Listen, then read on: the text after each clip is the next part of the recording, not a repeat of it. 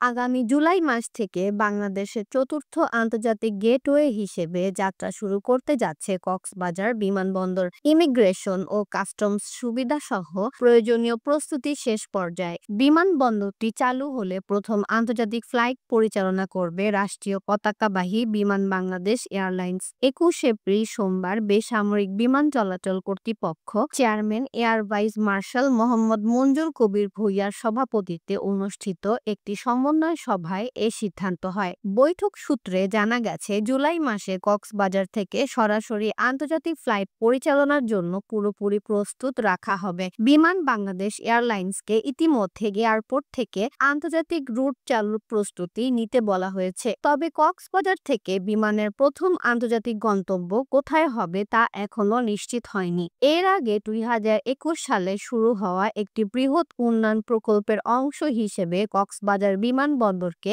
আন্তর্জাতিক সুবিধা সম্পন্ন হিসেবে গড়ে তোলা হচ্ছে। প্রকল্পের আওতায় রানওয়ের সম্প্রসারণ এবং নতুন টার্মিনাল ভবনের নির্মাণ কাজ অন্তর্ভুক্ত রয়েছে, যার মধ্যে ২৪ ঘন্টা ফ্লাইট পরিচালনা সম্ভব হবে। বেবিচক জানায়, জুলাইয়ের মধ্যেই বঙ্গোপসাগরের দিকে সম্প্রসারিত ১,৭০০ ফুট রানওয়ে নির্মাণ সম্পন্ন হবে। ফলে মোট রানওয়ের দৈর্ঘ্য হবে ১০,৭০০ ফুট। এটি হবে বাংলাদেশের দীর্ঘতম রানওয়ে। প্রাথমিকভাবে আন্তর্জাতিক ফ্লাইটগুলো বর্তমান টার্মিনাল ভবন থেকেই পরিচালিত হবে। পরবর্তী সময়ে আধুনিক আন্তর্জাতিক টার্মিনাল ভবনটি সব ধরনের ওয়াইড বডি প্লেন পরিচালনার উপযোগী হবে।